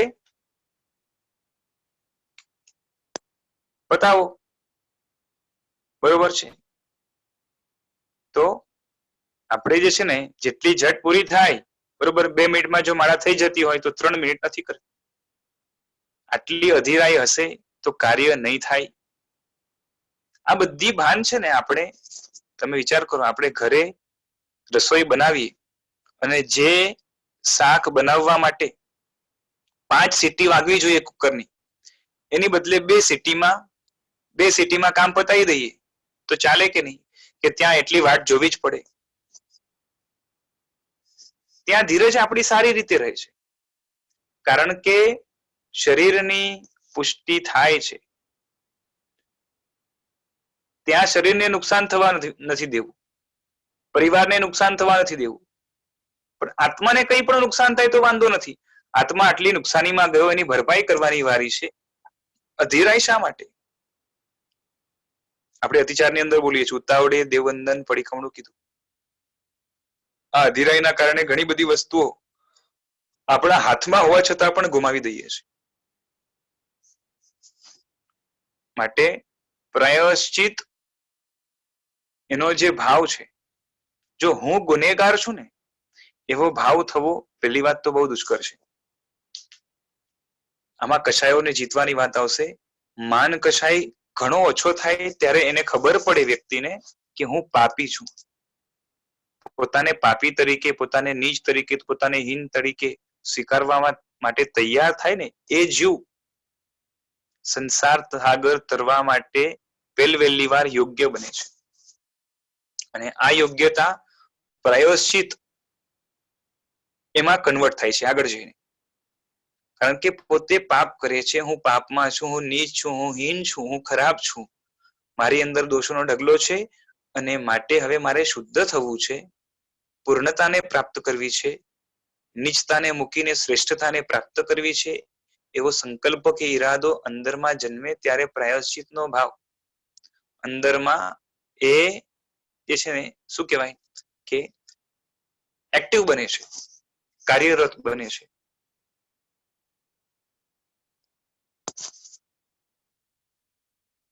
મને ખબર નથી કે આલોચના કે પ્રાયશ્ચિત આમાંથી કેટલા લોકો લેતા હશે, પણ બહુ જ મહત્વનો તપ છે. હમણાં પહેલા જેટલા જોઈ આવ્યા ને એના કરતા આમ પણ સિક્વન્સના હિસાબે પણ જોઈએ તો બધા જ જે બાહ્ય તપ હતા ને એના કરતા બધા જ અભ્યંતર તપ ઘણા શ્રેષ્ઠ લેવાના. એટલે પ્રાયશ્ચિતનો ભાવ એ બાકી બધા કરતા, એક કાયમ ઉપવાસ કરે, કાયમ તો અમે કરવાના નથી, પણ 6 મહિના ઉપવાસ કરે, પછી પારણું કરે, પાછો 6 મહિના ઉપવાસ કરે, આ રીતે પણ જીવન જીવતો હોય ને એના જીવનની અંદર, કારણ કે બાહ્ય તપ છે, એના જીવનની અંદર જેટલું પુણ્ય ઉપાર્જન થશે અને જેટલી નિર્જરા થશે, પુણ્ય ઉપાર્જન તો કદાચ વધારે કરી શકે પણ નિર્જરા છે એ પ્રાયશ્ચિત વાળાની ચડી જાય. હા, પ્રાયશ્ચિત સહિત તપ હોય તો અલગ વસ્તુ છે, પણ એકલો જે છે ને બાહ્ય તપની સાધના ચાલુ છે અને એક બાજુ અભ્યંતર તપ છે અને બાહ્ય તપ કદાચ શક્તિ સંયોગના અનુસાર નથી કરી શકતો, તો એવો વ્યક્તિ જે છે ને એ જે છે પ્રાયશ્ચિત આદિ કોઈ પણ તપ કરે તો એનું તપ છે ને શ્રેષ્ઠ રહેવાનું છે. બોલો सर प्रणाम विशाल भाई. हाँ जी बोलो. प्रणाम. हाँ, मुझे ये पूछना था, जैसे पहले अगर हमने किन्हीं आचार्य भगवान से अगर आलोचना ली है, लेकिन उनके साथ अभी जैसे कॉन्टैक्ट्स हमारे इतने फ्रीक्वेंटली इजीली नहीं हो पा रहे हैं, और हमारे जैसे एक बार भावालोचना लेने के बाद में आपके बहुत सारे फिर भी पाप के हैं जो आपको वापस आलोचना लेनी है हर साल, तो क्या हम किसी और भगवान से हम आलोचना ले सकते हैं? ले सकते हो. या हम अच्छा. और आपने अभी जैसे बताया कि प्रायश्चित, तो मतलब भाव एग्जैक्टली ये होना चाहिए कि वापस ये मुझसे गलती ना हो, इतना हाँ. हमारे अंदर उतनी सावचेती आ जाए, वैसा ही वो ही सच्चे प्रायश्चित है. क्योंकि जो चीज खराब रियलाइज होगी. કેટલાના માઇક ચાલુ છે? ખીચડી પણ બનાવે છે તમારા બધા માટે. हाँ, तो हाँ मैं बोल रहा था कि प्रायश्चित जो है ना वो हम इसीलिए कर रहे हैं क्योंकि वो चीज हमें खराब लग गई. अभी जो खराब लग गई है वो वापस करने का भाव अगर होगा तो सही मायने में खराब लगी ही नहीं, तो प्रायश्चित में वो भाव तो आने ही वाला है, रहने ही वाला है बाय डिफॉल्ट. ठीक है, फिर वापस गलती हो सकती है, लेकिन गलती करूंगा, अभी ले लेता हूं प्रायश्चित, बाद में देखा जाएगा. कुछ लोग तो ऐसे ही बोलते हैं कि तूने पचकान लिए है ना, ठीक है ना, एक दिन तूने खा लिया, बाद में ले लेना ना प्रायश्चित, क्या जाता है. तो उसका जो है ना पाप, मतलब अगर वो ऐसा उसको फॉलो करता है तो वो प्रायश्चित का अधिकारी ही नहीं है. भूल से पाप हो गया और बाद में प्रायश्चित ले तो अलग बात है, लेकिन व्रत लिया हुआ है और जानबूझ के उसका भंग कर रहा है और वो सोच के कर रहा है कि प्रायश्चित ले लेंगे. So the person doesn't care, उसको पड़ी ही नहीं है. यानी उसका जो व्रत था वो पूरा गया खड्डे में।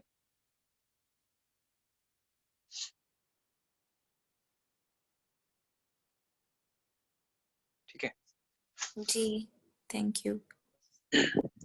બીજું કોઈ કઈ પૂછતું હતું? નહીં તો આગળ ચલાવીએ। સર હા બોલો।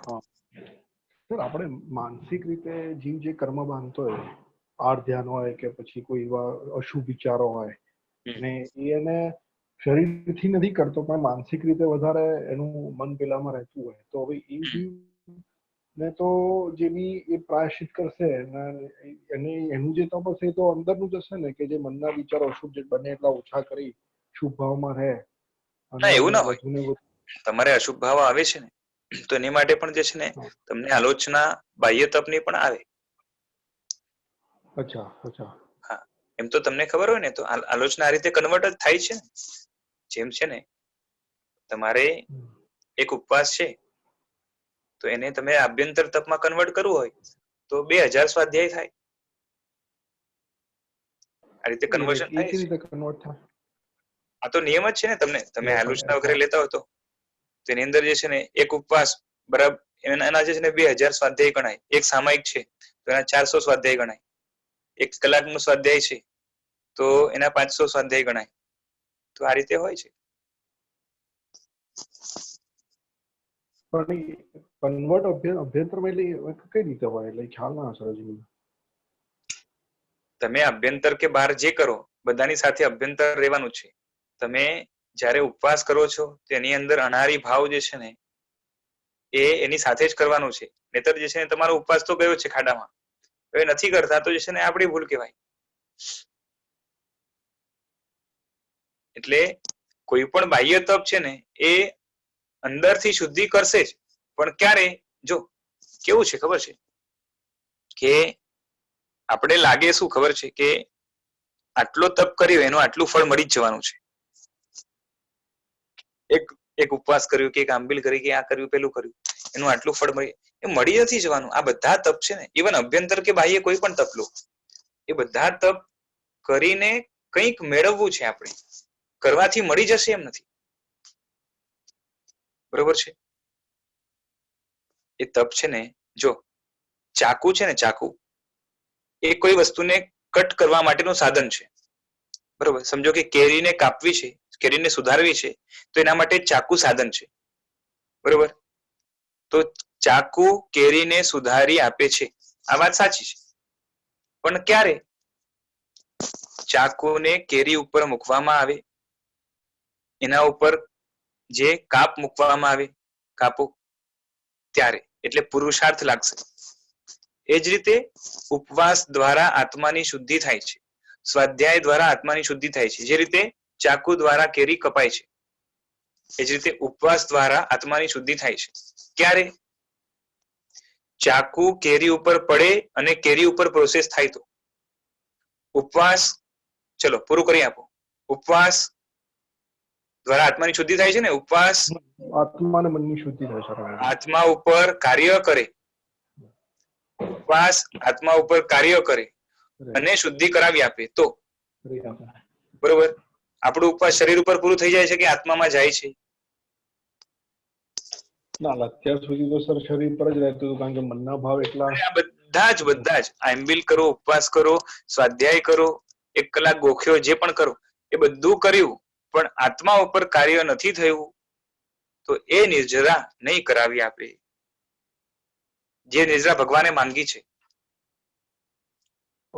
સર એ હિસાબે ગુરુદેવ કોઈ બી આજ્ઞા આપે, બરાબર? સત્શાસ્ત્રનું વાંચન હોય કે પછી કોઈ બીજા ભાવ, તપ સિવાયની વાત છે, તો એની અંદર બી જો અંદર અભ્યંતર રીતે બી આપણો મનનો શુભ ભાવ કે અંદર જે ઇફેક્ટ જે તમે કીધું અત્યારે દાખલો, હા, આ બધામાં રહેવાનું। એટલે એ જો તમે નથી લાવી શકતા તો એ તો પાણીમાં જવાનું જ છે ને, અને ગયું છે અનંતવાર। આપણે 12 પ્રકારના તપ છે ને અનંતવાર તપ્યા, છતાં પણ જે છે ને કઈ ન થયું, કઈ। હું તમને એક સિમ્પલ વાત કહું, તમે વિચાર કરો કે તમે ચક્રવર્તી બનો કાં તો કોઈ રાજા બનો મોટા. હવે ચક્રવર્તી કે રાજા કે વાસુદેવ, એને જ્યારે ઘણા બધા રાજ્યોને જીતવા માટે જવાનું હોય, આ ભરત મહારાજા છે ને આખી પૃથ્વીને જીતીને પાછા કેટલા વર્ષે આવ્યા? ખ્યાલ નથી સર. લગભગ 60,000 વર્ષ 60,000. લાગ્યા હતા. બરોબર ને? 60,000 years. 60,000 years લગભગ એટલા લાગે ને, બરોબર? 60,000 વર્ષે પાછા આવ્યા. એની પાસે તો દેવતાઓ છે, કેટલા બધા જે છે ને સિપાહીઓ છે, આ બધું છે, છતાં પણ આટલા વર્ષે લાગ્યા. અને સાથે સાથે એટલી તૈયારી લાગે, એટલું બધું લાગે. મને કહો કે પૃથ્વીમાં આખી પૃથ્વીને, અને એની પાસે તો પુણ્ય પણ એટલું બધું તપતું. હવે આપણે સમજો પૃથ્વીને જીતવા માટે નીકળીએ, બરોબર? આ બધા નીકળે ને, હિટલર છે, પછી નેપોલિયન છે.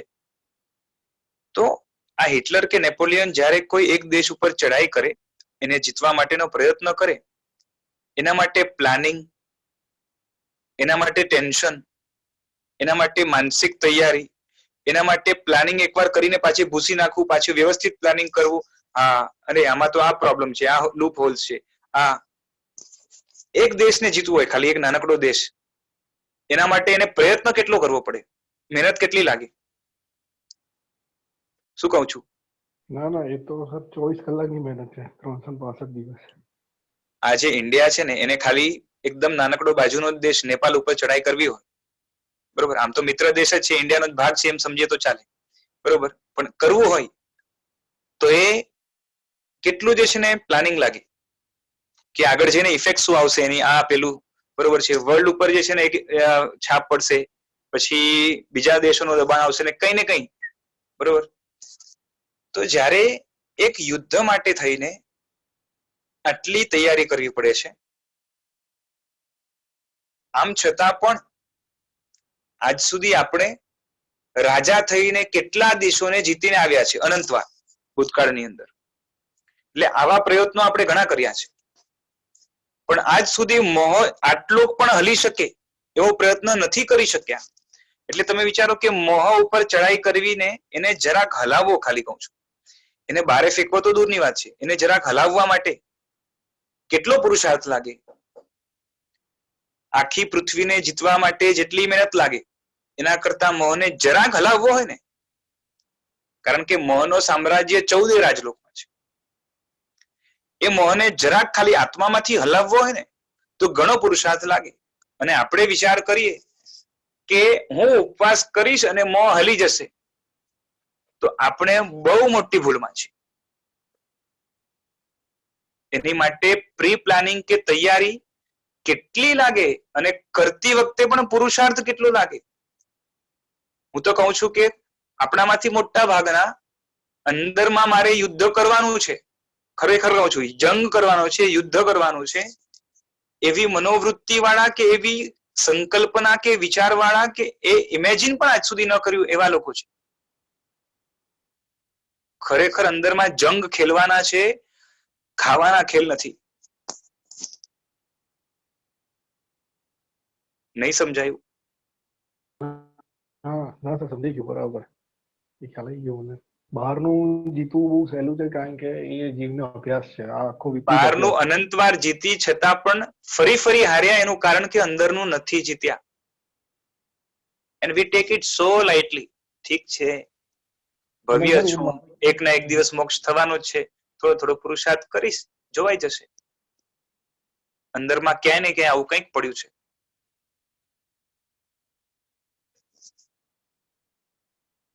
શું છે કે માર્ગમાં ક્યારે જીવ ચાલ્યો ના હોય, ના એનો અભ્યાસ કર્યો હોય, એટલે સાચી રીતે અભ્યાસ ના કર્યો હોય. બાહ્ય રીતે કર્યો હશે તપલીને, પણ આંતરિક રીતે સાચો અભ્યાસ કર્યો ના હોય, એટલે એને એની આવડત જ ના હોય ને, એને ચાલ્યા કરે છે આ રીતે, બસ.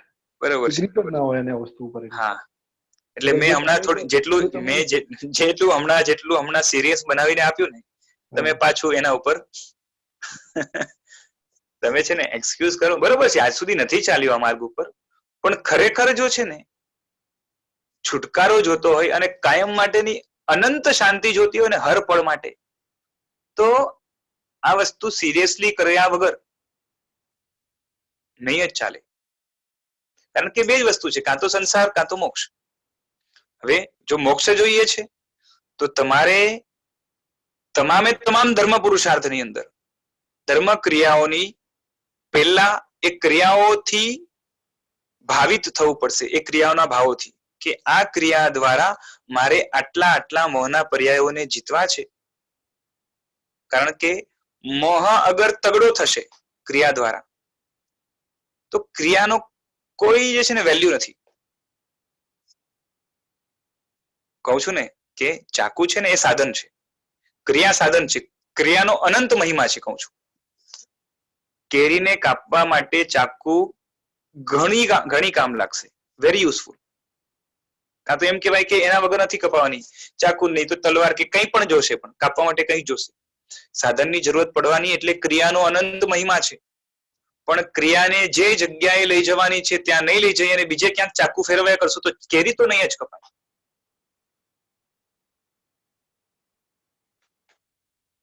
એટલે તમારો પુરુષાર્થ મૂળથી સાચો હોવો જોઈએ, એનું ટાર્ગેટ સાચો હોવો જોઈએ. હા, અને એની તીવ્રતા હોવી જોઈએ મેક્સિમમ. ટાર્ગેટ સાચો હોવો જોઈએ અને તમારું કાર્ય ટાર્ગેટ ઉપર થવું જોઈએ.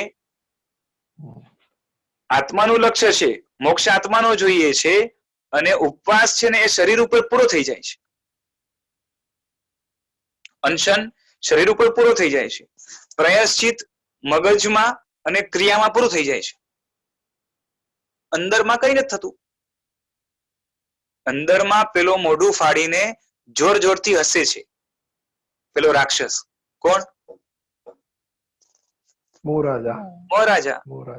એને મજા આવે છે કે આ જેટલી વધારે આરાધના કરશે ને એના દ્વારા ઘણું પુણ્ય બાંધશે, અને આ ઘણું પુણ્ય બાંધશે ને એના દ્વારા મારી જે છે ને એને દુર્ગતિમાં ફેંકવો બહુ સહેલો થઈ જશે. આપણી ધર્મક્રિયા જેટલી વધારે થાય ને મોહ બહુ ખુશ થાય છે ખરેખર. ખાલી મોહને બીક છે કે આની બુદ્ધિ જરાક પણ વિવેક વાળી ન થઈ જવી જોઈએ. થોડીક પણ થઈ ને પછી સામ્રાજ્ય મારું હટ્યું સમજો. બાકી તો આપણે જેટલો ધર્મ વધારે કરશું મોહને મજા છે. સમજાય છે? કારણ કે પાપના સાધન પુણ્યથી મળે છે. મોટું પાપ માટે મોટા સાધન જોશે, એ મોટા પુણ્યથી મળશે. અને મોટું પુણ્ય માટે તમારે શુભ ભાવ જોશે, એટલે કે ધર્મ જોશે. એટલે ધર્મને બીજી જગ્યાએ લઈ જવા કરતા જો આત્મામાં લઈ જશું તો એ જ મોહના ભાવ તમારા દાસ થશે, જેને આપણે પ્રશસ્ત કશાય કહીએ છીએ. આત્મા પોતાની નજર પોતા તરફ, પોતાના શુદ્ધ ભાવ તરફ, શુદ્ધ પર્યાય તરફ, અથવા તો એમ કહીએ કે પરમાત્મા તરફ દ્રષ્ટિ રાખીને ત્યાંથી કંઈક મેળવવાની અપેક્ષા જ્યારે રાખે છે, પોતાના શુદ્ધ ગુણોને પ્રાપ્ત કરવાની અપેક્ષા જ્યારે રાખે છે, ત્યારે મોહ એનો દાસ બની જાય છે. આખી કર્મ સત્તા, આખું જગત એનું દાસ બની જાય છે.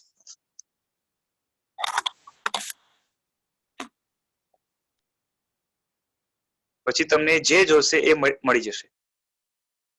એટલે જ છે ને જેના ભાવો અત્યંત શુભ થઈ ગયા છે, જેનામાં અશુભ ભાવનો છાંટો નથી, અને પોતાના શુદ્ધ ભાવો સિવાય કઈ મેળવવાની તમન્ના જેને નથી, એવો વ્યક્તિ કોઈ પણ ઈચ્છા કરે, ભૌતિક ઈચ્છા કરે, એમ તો એ વિવેકી છે એટલે ભૌતિક અયોગ્ય ઈચ્છા તો કરવાનું નથી, પણ કોઈ પણ ઈચ્છા કરે એની એ ઈચ્છા પણ અવશ્ય ફળે. કારણ કે કર્મ સત્તા, આખું કુદરત, આખું જગત એના પગમાં હાથ જોડીને કહે છે, જો હુકુમ મેરે આકા, આપ જે કોશો તમને મળશે. એને ભોગવવાની ઈચ્છા બી નથી ને પણ. હા, પણ એને કદાચ જરૂરત પડે. એના એ સમજો ગૃહસ્થ છે, એ સમજો ગૃહસ્થ છે, અને એની વાઈફે કીધું કે જા હમણાં જે છે ને આમ તો ઠંડીની સિઝન છે, હમણાં આંબા ના મળે, બરોબર, પણ મને આંબા ખાવાનું મન થાય છે, આંબા લઈ આવો. આવો વ્યક્તિ આંબા લેવા નીકળે એ ઠંડીની સિઝનમાં પણ એને આંબા મળી જાય. પણ આવો વ્યક્તિ જોઈએ ખરો. શું કહું છું? પુણ્ય તત્કાલ ફળે આવવાને. તો સર આનંદ શ્રાવક ને કે શ્રાવક હતા ભગવાન મહાવીરના વખતે, હા એ બધા હા આવા જ જીવો હતા ને, આ જે કક્ષામાં આવે ને. હા, ચોક્કસ ચોક્કસ ચોક્કસ. અને બધા પાછા ગીતાર્થ, પોતાના કછાયો ઉપર કેટલો બધો કાબુ, એમને અવસરે ગુરુની ગાઈડન્સ ની પણ જરૂરત ન પડે, અંદરથી જ જ્ઞાન એવું સ્ફુરે કે યોગ્ય જે છે ને કાર્યમાં જાય.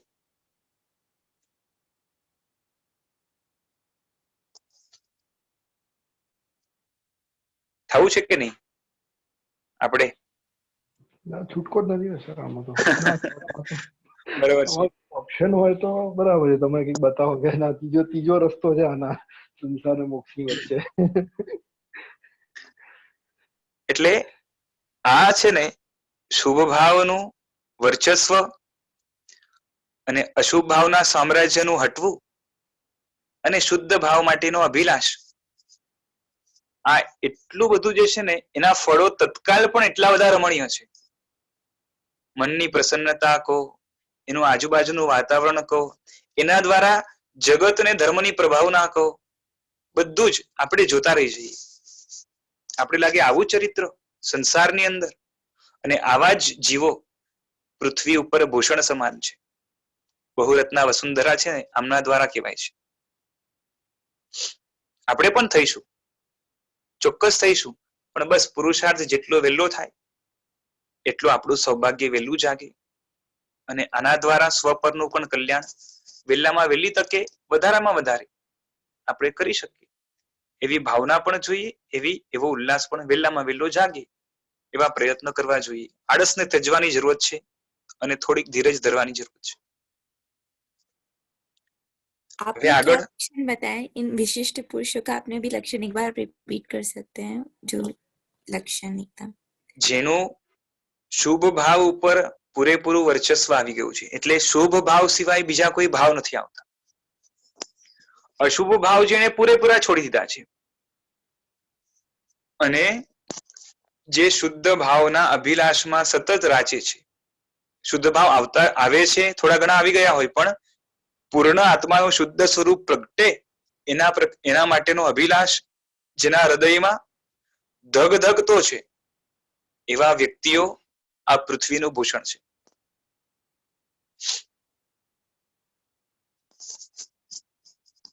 અને આના માટે આપણે પ્રયત્ન એ જ કરવાના છે. શુભ ભાવોથી ધીરે ધીરે પોતાને વાસિત કરતા જઈએ, અશુભ ભાવ છોડતા જઈએ, અશુદ્ધિઓને ટાળતા જઈએ, અને સતત પોતાના શુદ્ધ સ્વરૂપને જોઈને એ ટાર્ગેટને જે છે સતત ધ્યાનમાં રાખીએ કે મારે આ પ્રાપ્ત કરવું છે. શુદ્ધ રૂપ નિજ જોવે એક સજ્જાય છે, જૈન કહો ક્યું હે. જૈન કોને કહેવાય? તો એમાં આવે છે કે સાચો જે જૈન છે એ કેવો છે? તો એના ઘણા બધા જે છે ને એની ખૂબીઓ બતાવી છે. એમાંથી એક ખૂબી શું છે કે શુદ્ધ રૂપ નિજ જોવે, જે પોતાનું શુદ્ધ સ્વરૂપ જોતો હોય.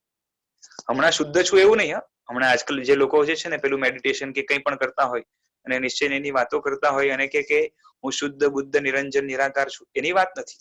શુદ્ધ રૂપ નિજ જુએ એટલે શું કે પોતાના શુદ્ધ સ્વરૂપને જોઈને એના તરફ આકર્ષણ એટલું બધું છે કે એને થાય કે આ અશુદ્ધિ હમણાં છે એ બધી ટળે તો સારું.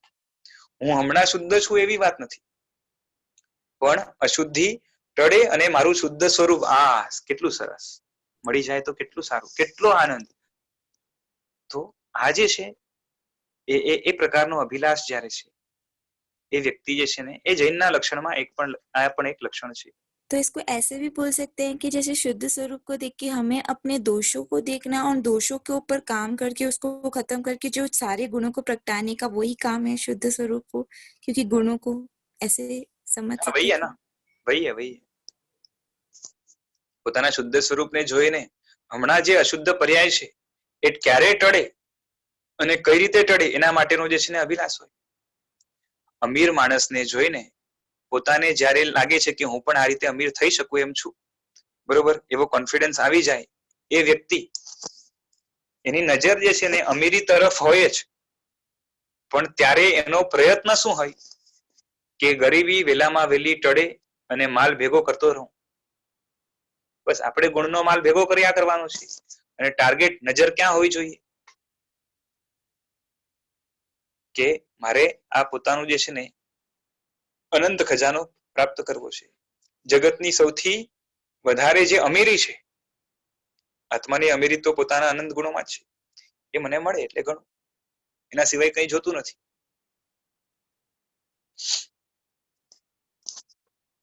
चलो, तो अगर हमें उपवास की बजाय जैसे व्यावच करने का पहले मौका मिलता है तो हमें उपवास छोड़ के व्यावच का पहले ऑप्शन लेना चाहिए. ऑप्शन में अगर है तो, बाकी उपवास के साथ व्यावच हो सकती है तो वही करना है. और उपवास करके व्यावच ठीक से नहीं हो पा रही है तो उपवास की जगह पे एम्बिल करके व्यावच करनी चाहिए. और उससे भी नहीं होता है तो थर्ड ऑप्शन निवी करके, वो भी नहीं होता है तो एकाशना करके, वो भी नहीं आता तो बेशना करके, ऐसे करते करते लास्ट में नवकाशी तक भी आ सकते हैं. क्योंकि वो तो रहने ही वाला है. मैंने पहले ही बताया ना कि जो बाद के जो है वो ज्यादा निजरा करने वाले हैं, इसलिए वो ज्यादा इंपॉर्टेंट है. तो आगे की जो भूमिका रहेगी उसके लिए पीछे को हम सेक्रीफाइस कर सकते हैं. जैसे होता है ना कि समाज के लिए घर को छोड़ सकते हैं, देश के लिए समाज को छोड़ सकते हैं, दुनिया के लिए देश को छोड़ सकते हैं, और आत्मा के लिए जो है ना सब कुछ छोड़ सकते हैं. तो वैसे ही यहाँ पे भी है कि आगे आगे का जो रहेगा, जो ज्यादा इंपॉर्टेंट रहेगा, उसके लिए लेस इंपॉर्टेंट को हम कॉम्प्रोमाइज कर सकते हैं. लेकिन कब, मतलब अगर दोनों पॉसिबल है तो दोनों करना है. नहीं तो क्या होगा कि जिसको है ना, नहीं तो इसमें क्या होता है कि अंदर में थोड़ी बहुत भी उपवास की एलर्जी रहेगी ना, वो व्यावच के बहाने उपवास छोड़ देगा. तो वैसा नहीं करना है. सब 12 प्रकार के तप हो सके अगर एक साथ तो सब करने हैं, और उसमें से कुछ कम हो सके, सब ना हो पाए तो उसमें से आगे आगे का पहले प्रेफर करना रहेगा और पीछे पीछे का बाद में. आगे आगे का मतलब कि जैसे पीछे संलीनता इधर की तरफ बाएं तप में और लास्ट में ध्यान कार्योत्सव को लास्ट में. Yes, okay. और आप बोल रहे 12 प्रकार के तप एक साथ हो सकते हैं, हाउ इज दैट पॉसिबल? नहीं, मैं खाली बोल रहा हूँ अगर हो सकते हैं. मैंने अभी अच्छा. देखा नहीं उसको. क्योंकि हाँ. अभी क्या होगा कि अनशन के साथ उनोगिरी नहीं होगी. हाँ, राइट. तो हाँ, मैं खाली एग्जांपल दे रहा हूँ कि जितने मैक्सिमम हो सके, मतलब कहने का मतलब ये है कि मैक्सिमम जितने हो सके वो करने हैं, उसमें कॉम्प्रोमाइज नहीं करना है. खाली जहाँ पे अपनी शक्ति नहीं पहुंचती है और जहाँ पे ऑप्शंस होते हैं कि इसके बदले ये, इसके बदले ये, तो उसमें आगे आगे को ज्यादा प्रेफर करना है, नेक्स्ट वालों को, और पीछे वाले को कम प्रेफर करना है.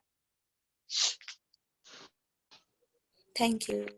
સર આપણે તપ કરીએ તો નિર્જરાનો જ ભાવ રાખવાનો મનમાં કે હા, તપ માટે જો મેં આની પહેલા પણ ખુલાસો ગઈકાલે જ લગભગ કરેલો, ગઈકાલે કે એની પહેલા, કે કેવું છે કે વ્યક્તિ જ્યારે ધર્મમાં નવો નવો હોય તો એક શુભ ભાવથી તપમાં જોડાયો હોય. કોઈએ કીધું કે તપ કરવા જેવું છે, તપથી જે છે ને શરીરની પણ શુદ્ધિ થાય છે, મન, અને શાસ્ત્રમાં પણ લખ્યું છે મનની પણ શુદ્ધિ થાય છે, વિકારો પણ ઓછા થાય છે, ધર્મની અંદર મન છોટે છે. તો આવા શુભ ભાવ પૂર્વક તપમાં જોડાય સ્ટાર્ટિંગમાં, બરોબર. તો એનાથી એને નિજરા નથી થવાની, પણ એક શુભ ભાવ પૂર્વક જોડાશે, બરોબર છે. એ સ્ટાર્ટિંગની અવસ્થા છે. પછી જેમ જેમ આગળ વધતો જશે, સમજણ એની વધતી જશે, એને પાપથી જે છે ને બીક લાગવા લાગશે, તો ત્યારે છે ને પાપથી છૂટવાના એક ભાવ હશે, બરોબર છે. અને હજી આગળ જઈને જે છે ને આત્મશુદ્ધિથી રિલેટેડ અંદરના જે ગુણો છે એને પ્રગટ કરવાના જે ભાવો હશે, અને એ ભાવોમાં જ્યારે જઈ શકશે, પોતે એમાં લીન થઈ શકશે, ત્યારે નિજરા આવશે. એટલે આ સ્ટેપ વાઇઝ રહેવાનું છે. શરૂઆતમાં જે છે તમારો શુભ ભાવનો તપ રહેશે. નિર્જરા ભલે ક્યારે બી થાય પણ આપણે ભાવ નિર્જરાનો રાખવાનો એમ. ના ના, જો એટલે નિર્જરા, હા હા, એ તો કેવું છે કે ભાવ, હા, એટલે તપ માટે ઇન જનરલ ભાવ છે એ નિર્જરાના છે. કેમ કે મેં પેલા કીધું કે દાન છે ને, દાન ધર્મ મુખ્યત્વે પુણ્ય બંધાવવાનું કાર્ય કરશે, શીલ ધર્મ મુખ્યત્વે પાપથી અટકાવવાનું કામ કરશે, અને તપ છે એ નિજરાનું કામ કરાવશે. એટલે મુખ્ય ભાવ એના માટે એક ટાર્ગેટ તરીકે કહીએ કે એની મુખ્યતા કેના માટે, તો આના માટે છે. બાકી દાન, પ્રભુની આરાધના કરવી છે એવો ભાવ કરવાનું કે મતલબ આપણે કે નિર્જરાનો મનમાં ભાવ રાખીએ, એ પ્રભુની આરાધના કરવી છે એ થોડોક જૂનો, એને પેલાનો ભાવ છે, એ એક જાતનો શુભ ભાવ છે. મારે આજ્ઞાનું પાલન કરવું છે માટે હું તપ કરું છું, એ બધા શુભ ભાવ છે. તો એ જે છે ને નિજરામાં સપોર્ટ કરશે આગળ જઈને, પણ હમણાં નિજરા એવી નહીં કરાવી આપે. નિજરા તો ક્યારે થાય? જ્યારે મોક્ષમાં રહેલો જે જીવ છે એમાં જેટલા પણ ગુણો રહેલા છે એવા જ સેમ ટુ સેમ, જરાક પણ ઓછું વધારે નહીં, એનો અંશ પણ આવે થોડોક પણ, તો નિજરા થાય. પણ એની અંદર પ્રશસ્ત પણ રાગદ્વેષ ભળેલા જેટલા રહેશે એટલું જે છે ને પુણ્ય બંધાશે, પણ નિજરા નહીં થાય. આત્મા પોતાના શુદ્ધ ભાવમાં જેટલો હોય અચ્છા નિર્જરા એટલી નિજરા થાય. એટલે પછી મતલબ એટલું રહેવાનું છે કે મોક્ષમાં સમ્યક એટલે દર્શન હવે છે આપણે તો જેટલા અમે તપો તમે કરીએ છીએ, જેટલા લોકો હા હા હા બોલો. એટલે હમણાં તો આપણી ભૂમિકા જે છે ને શુભ ભાવની છે, ચિંતા નહીં કરતા.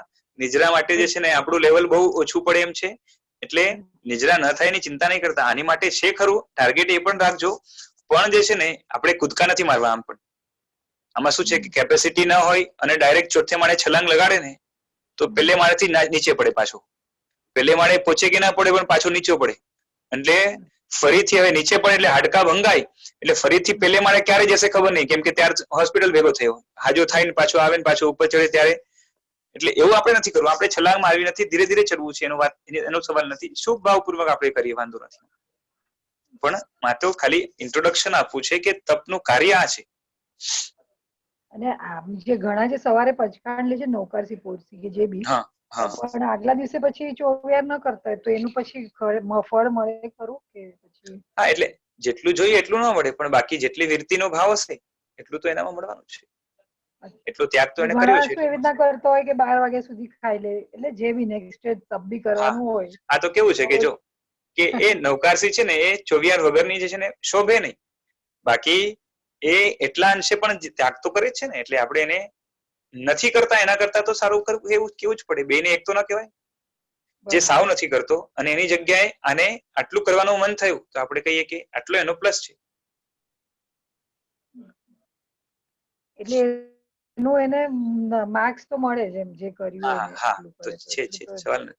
અને જેટલા સાચા ભાવ હશે એટલા સાચા પડશે, અને બાકી ખાલી જે છે ને કરવા પૂરતું કરે, કાં તો જૈન ધર્મના સંસ્કાર છે, કાં તો જૈન કુળમાં જન્મ્યો છું માટે કરવું જોઈએ, તો એ સામાન્ય પુણ્ય બંધાશે, એ ઠીક છે, એને આપણે બહુ ગણતા પણ નથી.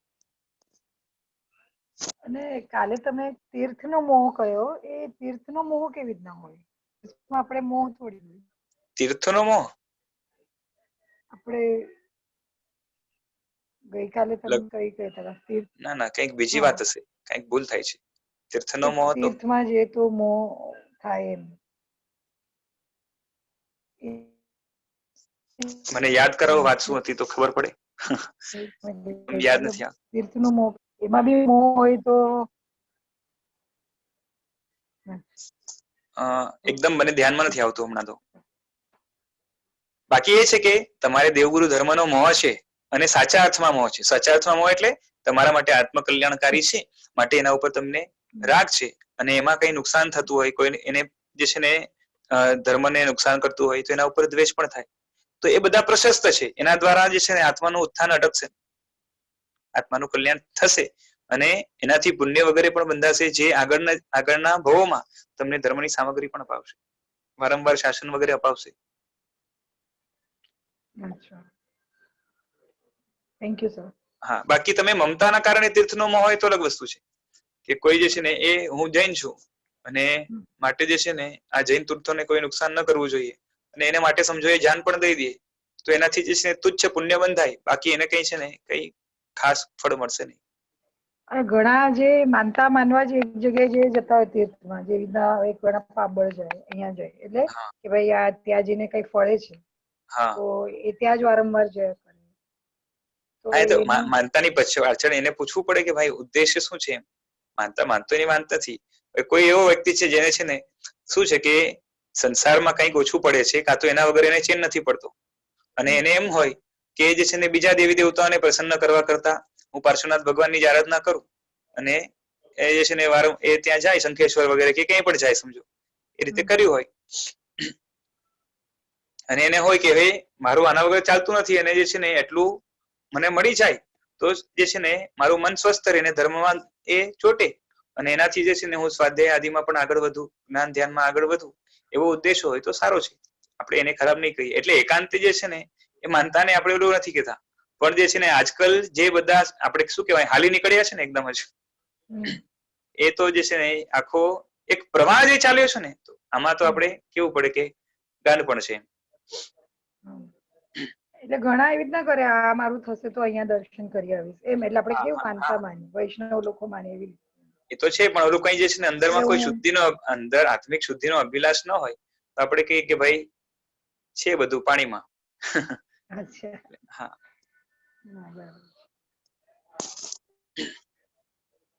Thank you.